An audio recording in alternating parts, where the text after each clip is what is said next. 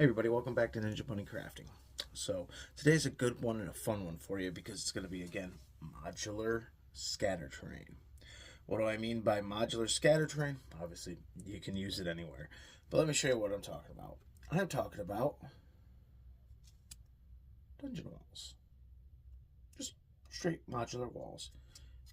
Just place these guys down on your dungeon tiles, on a street map. You could actually put them down on like a grassy map and just use them in conjunction with something like the rubble piles we created. And then you've got like ruined walls right there to indicate an old destroyed building. Now, what I meant by this was an odd one earlier is a lot of the recording and crafting for this video didn't come through. And it was going to be a 2-in-1 craft, one on how to make walls that look like they were old, ruined, and then doing one where the walls looked in better shape like this. Unfortunately, like I said, the video I screwed up. So here's what happened. When I was hitting record, I was actually not hitting record. I was hitting pause. And then when I was hitting pause, I was hitting record. So there is probably about 30 minutes worth of footage of these guys just drying with glue on them and paint on them. So didn't make for a very interesting tutorial on how to build these things. Luckily, I had just a little bit of foam bricks left and a couple of cardboard strips left. So I got to make this one and this quarter wall to at least show you guys, hey, here's how it's done. I didn't get to show you guys how to do the ruined walls, but I will explain how they're done with what I've got left. So, without any further ado, let's do this. And let me show you how to make these modular walls for your dungeon tiles, your street tiles, anything you could find that you could use these walls for. Alright guys, and I hope you really enjoyed these. I hope that you end up making some, and I hope that they prove useful in your games for you. Again, I gotta sound like a broken record here. Please hit that like, share, and subscribe button. Give me a comment down below on something you'd like to see next. Maybe we can get to it. And hopefully, you'll enjoy it too. Alright guys, so the material list for this one's going to be pretty easy. If you did our rubble pile scatter terrain from the last video, and I'll put a link in the description below, you should have most of what you're going to need. So let's start with the cardboard. You're going to want to grab yourself some thin cardboard, like a macaroni and cheese box, soda box, cereal box, anything with that thin cardboard. Then you're going to want to take those bricks we made from that same rubble video, and you're going to want to cut them to some uniform size if you didn't already have them at uniform size. Also, save a few that aren't uniform because you can use that to make a rubbled or falling down or really beat up looking wall. Then once you've got your bricks ready to go, get your cardboard cut, and then just lay down a nice thick layer of Elmer's glue and start placing your bricks. You'll probably want to cut some of those bricks into half sizes compared to the other ones because you're going to stagger these just like you're doing real brick work. You see me just laying them down, getting them secured to that cardboard base. And once you've got them secured, you can either let them dry or you can just plug right on like I'm doing and just put the glue heavily down on the bottom of the next brick, and then I put a little bit of glue on the sides as you can see here. That's to help the next brick stick to it. And we just move right along. You just keep moving them, adjusting your pieces as you need to get this wall set up. The materials I have left over are in pretty good shape. I cut a bunch of them to be like uniform size, as I said at the beginning. And again, these were just the leftover bricks from making the rubble pile, so it was actually pretty quick to just cut some down to size. I didn't have to tumble any new bricks, and if you have to cut new bricks and make new bricks, it's alright.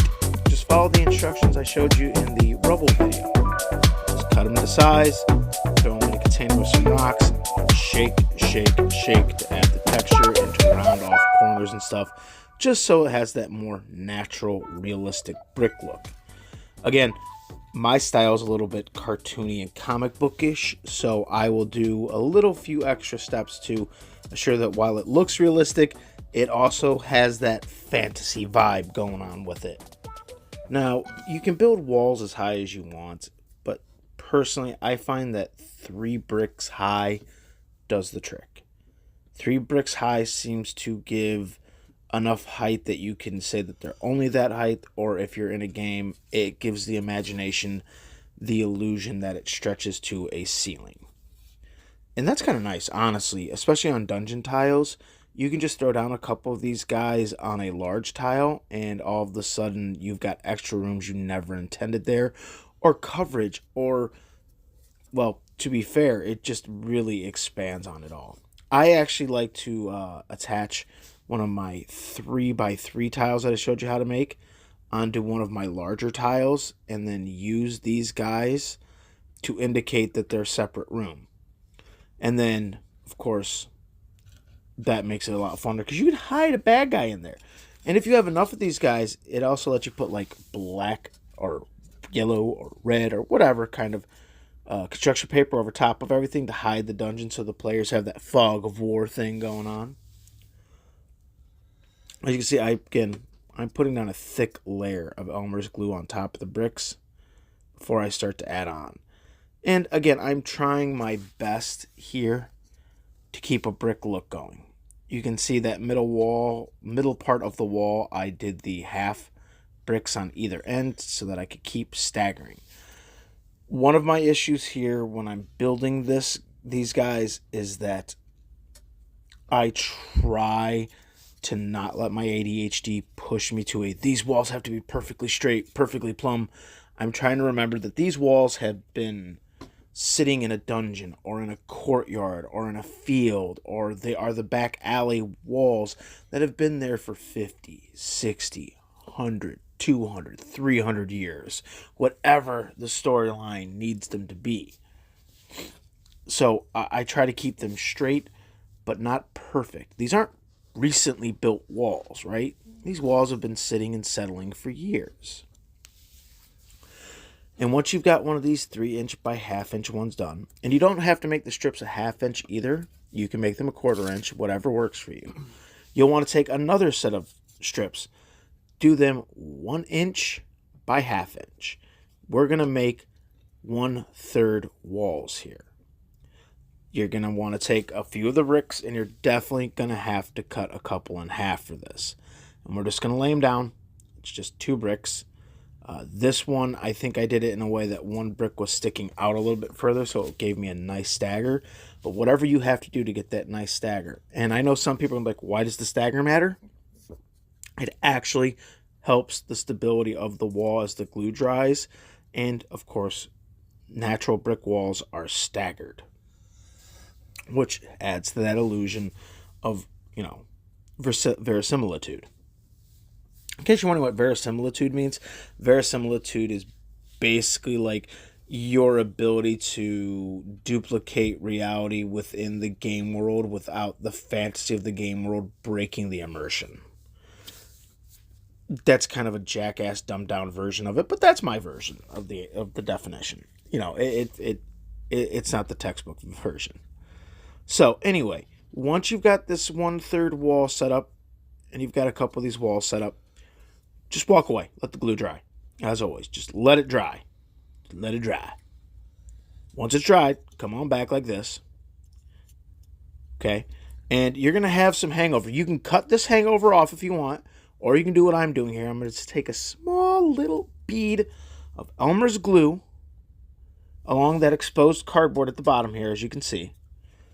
And then I'm going to grab some sand. Remember how we used the sand piles on the rubble? Same concept. Just going to sprinkle that down there so it looks like some dirt and rocks have fallen down next to the wall or been built up next to the wall over some years or time. This is going to look good in an alley setting. It's going to look right in like the middle of a field if you're going to use these for like old ruined crumbled walls that were from some like exemplary type thing, you know, they'll work great. And that rubble down there just makes it look so much more natural, to be fair. And again, if you don't want to do this, skip this part, because this is just extra time on glue drying, to be fair. This is just for that weird part of me that thinks a little bit of rubble at the bottom looks good. As you can see, I'm setting off there to the side to dry. And I'm going to do it again. I'm going to take a look at a couple of small little moments here, because I've got a couple of these guys that have the little 3/4 ones, and they all look good. We're going to move on. All right. The glue has dried. Man, I love camera editing. I wish real time went like this. All right, as always, we're going to do our favorite thing. We're going to grab some Mod Podge and black paint, mix together, and just coat our walls to help stiffen them up, give us that nice black primer and everything else. Honestly, I love this stuff. I cannot say how much I love the black paint Mod Podge mix. It's great. Really, it is just great. I saw this on Black Magic Craft and have not stopped using it for any of my foam projects.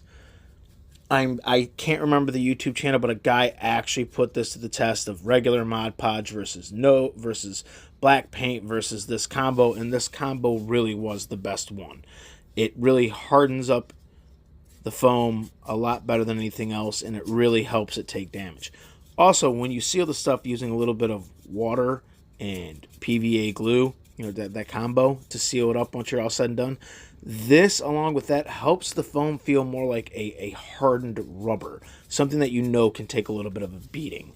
And let's be honest, we're gamers. Somebody is bound to dump over like a 2-liter of Mountain Dew onto the game board at some point, and having the black Mod Podge and that sealant on it is going to make your terrain survive a lot of damage. I've been doing this for a while. I've raised 3 kids and I got 2 grandkids. I'm telling you right now, it helps. It helps, and they can take a beating. On the bottom here of this piece, I've got the regular cardboard side down, not the part that had the picture. So the Mod Podge combo here will actually absorb that. It soaks up that Mod Podge combo onto the regular cardboard and helps out a lot. If you don't have it set up that way, it's okay. I mean, on a couple of my little third walls here, I've got the shiny picture part on the bottom. If you don't want it to be seen, you'll just have to come back over with the second coat of the black Mod Podge, or go really thick on it when you put it on the bottom. Just try to wipe off any excess from the sides. It will pull if you don't do that. As you can see here, I've got a large piece of foam that I'm just going to set this down. And if you guys haven't noticed, guess who finally got themselves some latex gloves? I mean, I've had some for my 3D printing, but I finally got some that were, well, you know, for painting and crafting. They're cool, huh? So once this dries up, we're going to come back and we're going to do a new technique. This new technique, we're going to just skip the normal base coat and we're going to go straight to dry brushing. In one of my prior videos, Laughing Jester suggested this. Pardon that cough, guys. He suggested this, and I'm actually going to show you guys how to do it because I do it a lot myself. So just like normal dry brushing, we're going to start with the heather gray here in our makeup brush. And we're going to get 98% of it off. Just rub it, rub. Swirl, dip, brush to the side. And then grab your pieces. In this case, I've only got the one. And then just dry brush over it. Now the black, of course, is great here, as I've always said, because it's going to highlight dark shadows for this. I do most of my priming in black on everything because it just helps the shadows and the light. And it creates the illusion of lights better on your terrain. Because say you want to do a sunset, you can do that with your painting and lighting, but I suck at that. I suck at that. But this I'm really good at, and I'm great at showing you how to do this. So as you go, just dry brush it on. It's going to highlight the rubble at the bottom if you did that, and it's going to highlight any of the edges to the bricks that are pushed back a little bit. As you can see here on this wall, one of the bricks is recessed back further than the others on one side, and it's darker by shadow comparison. Absolutely love that. Think that's amazing. I think you'll like it too. So once you're really happy with that first layer of heather gray, let it dry. We all know this paint drying is a big thing. And then we're going to move over onto some fog gray. I showed you guys the colors there at the beginning. I'm going to show you here again. Little fog gray right there. And again, 99% of that off of there. Just get as much paint off you want, basically the dust left. And once we've got it down to just the dust left, we're going to hit it just like we're dry brushing as always. Just quick, light passes. This time, a little bit lighter than we did last time, a little bit gentler. We're just trying to highlight a few more of the ridges and pokey parts. Just very lightly. Just barely touching. Then we're going to repeat. We're going to head on over to this wall. Repeat, repeat. Very gently, very lightly. Just channel your inner Bob Ross. We're going to do happy little swirls here. That's right. No mistakes. Just happy little accidents. Just feather touch. Okay, once you've got that done, let it dry again. Okay? Always let it dry. Then once it's dry, what you're going to do, I've got this tiny little makeup brush that came with the dollar store makeup brushes. Right? And you're going to get a little bit of that ivory white, that off white. Whatever white that's off you got. Or if you only have straight white, it's okay. Don't worry. We're going to take that guy and we're just quickly and lightly. Quickly and lightly. Just go, go, go, go. Not even trying to. It doesn't even look like it's gonna show up, and you probably won't notice until after we do the wash dip. But you're just gonna hit it. Just real quick, real light. Go fast, like a bunny. Irony. And we're just gonna put it on here. Now, like I said, it's not gonna show very well. You'll see a little bit of it right now. But this step won't actually shine, so to speak, until after we've done that dark wash on it. That's when you'll notice these little points, these little ridges will really highlight each other. Okay. Now, don't forget, you've got that third wall. Don't forget it. Again, these tiny brushes, they don't hold the dry brushing as well, so you'll probably have to go back over to the paper towel and maybe get a little bit more off of it. And then just add it again. Just light, happy swirls. Again, channel that inner Bob Ross. We're just going to give it a little dry tap here. Just swirl, swirl, swirl. Happy, happy, happy. No need to worry about none of that. Just happy little trees. Okay, we're not doing trees, but you get my point. So as you can see, I'm just, like I said, I'm just hitting this point. These are just to highlight some ridges, and the tiny ones ironically feel like they take a longer time than the big guys. So as always, swirl your paint up, get your dip all ready. I'm wearing my gloves, and we're just going to dip right down to the cardboard. Try not to go into the cardboard. Try to use that as like your cutoff point, because the drip will come down to the base for you. So again, see, and we're just going to dip it in. See how I'm doing it? Full dip. Give it a little shaky, shaky, shaky, shaky, shaky, shake, shake. Get off any excess, because you don't want too much excess to pool. That one had a lot of excess on it. There you go. Another shake. All right. And I think we're good. All right. Now, let's move on to sealing. You guys know how to seal, right? We're going to take about 2 to 1 ratio, 3 to 1 ratio of PVA glue and water. Get yourself a nice brush, and then just stroke it on. Get over there. I don't like it to pool too much, so I use my finger on the glove there to just get a little of the excess pooling from the top off. And then you're going to hit the sides like I am. Again, the great part about this is the PVA glue and water mixture dries clear. And once it's finished drying, it gives these foam bricks that rubber texture. And I know that sounds weird, but that rubber texture also adds some weight and makes it a little harder for these guys to blow around on tiles and terrain and stuff. Because we've all got that one player that would just drop their book down on the player and then on the table, and it's whoosh, air goes everywhere and it blows sheets over and everything. You're like, God damn it. And then you got to reset everything. Well, this combo right here, especially on the bottom with the cardboard, it really does help. It makes it like it's got a rubber mat on it. And then once you got it, just set it somewhere. A usual piece of parchment paper will help here because glue doesn't like to stick to parchment. This case, I used cardboard and just came in back in every 5 minutes and moved it. And here we go, folks. This give you some ideas on what you can do with these walls. I really hope this has inspired you guys. Once again, guys, I got to thank you for watching the video. Please like, share, subscribe. Let's get a bunch of people out there making tutorials on how to do scatter terrain. Get yourself some walls built up here. So, once again, I want to thank you guys. Like a broken record, hit that like, share, and subscribe button. Leave me a comment down below on what you'd like to hope to see next. Thank you guys, and we'll see you in the next video.